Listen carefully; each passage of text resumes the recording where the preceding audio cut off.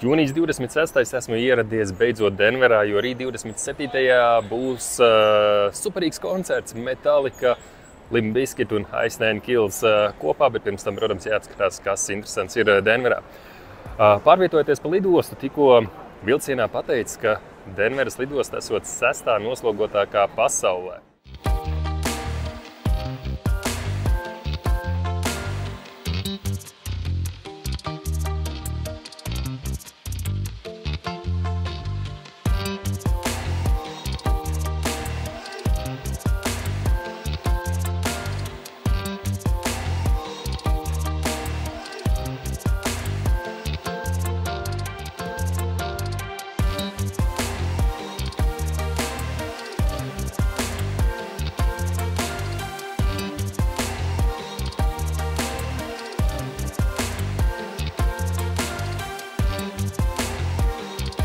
Pēdējās 48 stundas galīgi nav gulēts 3 pārlidojumi. Barcelona, Kalgarī un Denvera. Kalgarī sanāca pabūt tikai 14 stundas. Vajadzētu atrast to kafiju, kā nekā 1:00 un gribas tomēr apskatīt arī to pilsētu.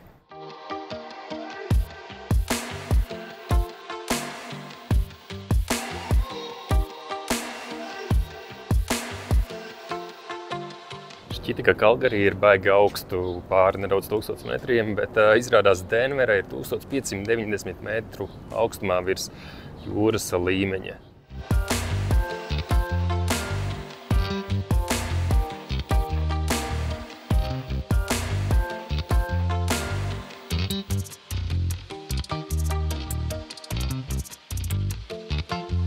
Simtprocentīgi neko neesmu saplānojis. Tagad staigāju pa pilsētu, ieraudzīju baigi smuko pulksteņu torni, kurš nosaukumā ir Daniels & Fisher Clock Tower. $15 tūre, var uzkāpt 17. stāvā un kāpt vēl augstāk. Skats sākot no 17. jau ir wow.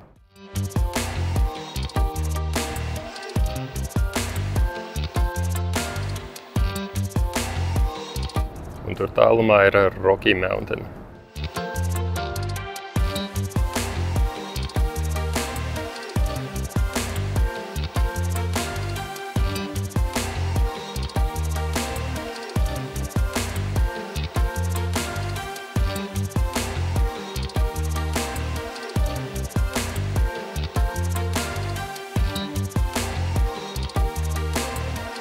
Pirms šeit bija pulksteņu tornis. 19. gadsimtā vairākos stāvos šeit ir bijis iedalīts tā kā tirdzniecības centrs, un dāmas tajā laikā īsti skaidri naudu neturēja, un kā rezultātā viņām tika piedāvāts kredīts, ka vēlāk tika izsūtīts rēķins vīriem mēneša beigās, lai apmaksātu tēriņus.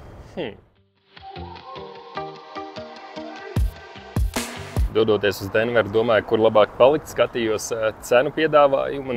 Sanāk tā, ka liela opcija, liela izvēle nebija, un pa $130 bija iespēja dabūt gultas vietu 8-vietīgajā hosteļa istabā. Parasti ar Elisu šādas opcijas mēs neizmantojam, bet par cik viens pats esmu Denverā, tad jāiet iemēģināt. No ārpuses ļoti simpātisks.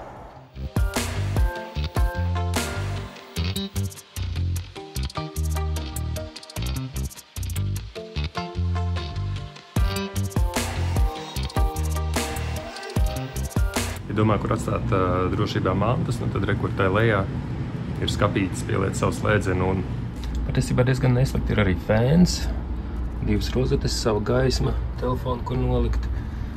Diezgan mājīgi.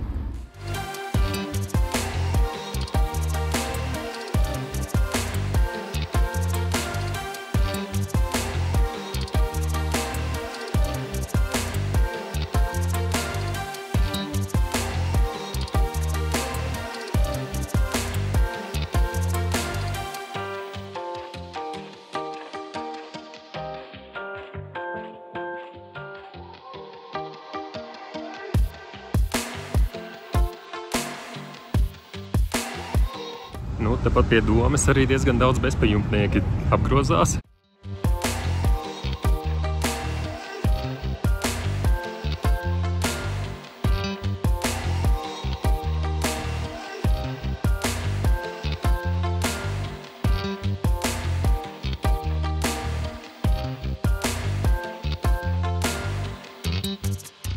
2023. gadā Metallica laida klajā savu jaunāko albumu 72 Seasons, un kopš tā brīža arī diezgan aktīvi tūrē, tiesa gan nedēļas nogalēs, un 2 koncerti vienā vietā. Katru nakti ir savs sets, un katram vakaram arī ir savi iesildītāji, un šobrīd pa ASV viņi jau kopš aprīļa beigām braukā, un šeit viņiem pievienojas pirmajā vakarā Ice Nine Kills un Limp Bizkit, un otrajā vakarā ir Suicidal Tendencies ar Pantera. Tiesa gan esmu izvēlējies uz vienu vakaru doties šeit Denverā, un arī citviet, cik zinu. Metallica šeit tad izveido tā saucamo pop-up store. Ejam, apskatāmies, ko viņi tur labu piedāvā.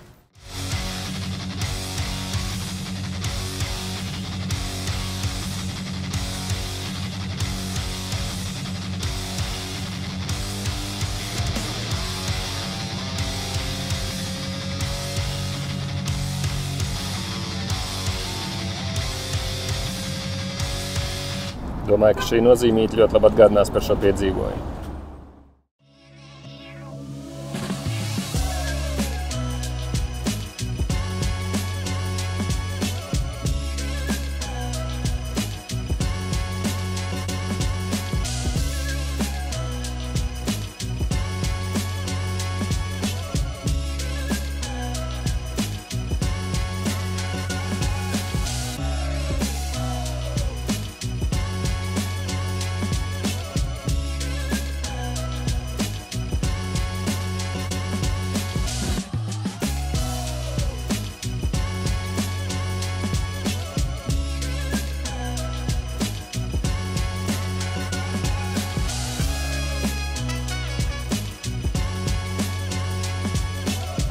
Tāpat kā Rīgā, arī Denverā ir viena no svarīgākajām vietām, ko apskatīt, ir centrālais tirgus. Šeit gan krietni mazāks ir un vienā tādā rūpnīcas sēkā izvietots.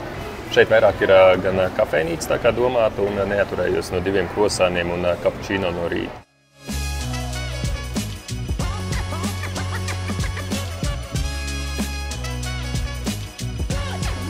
Baigi labie krosāni bija ņem, bet ko vēl varētu sastrādāt Denverā, diezgan daudz vakar jau tika iztaigāts, un uzraku, ka šeit ir diezgan forša transporta muzejs, dažādas mašīnas, lidaparāti un vēl viss kaut kas atrodams. Ejam apskatīties.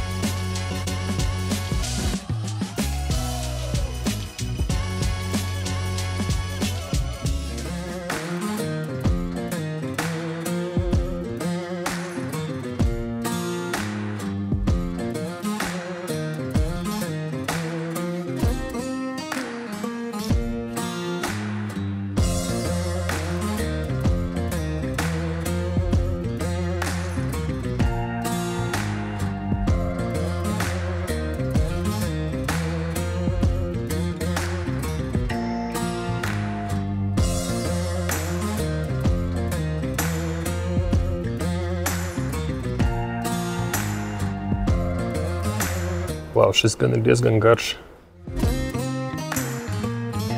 Un kā tad šo godā? 23. gada Hispano Sjūzā.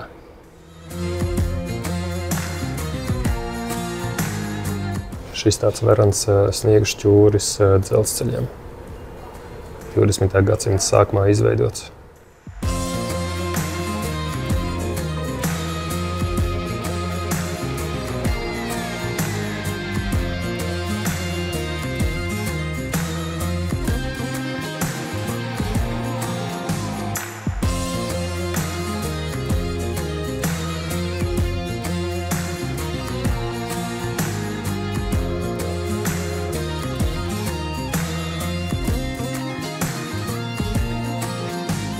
Šādas tiešām ļoti gribētu tik daudz vietas, perfekts universāls, nolaid krēslus, čuči kempu un apceļo Ziemeļameriku.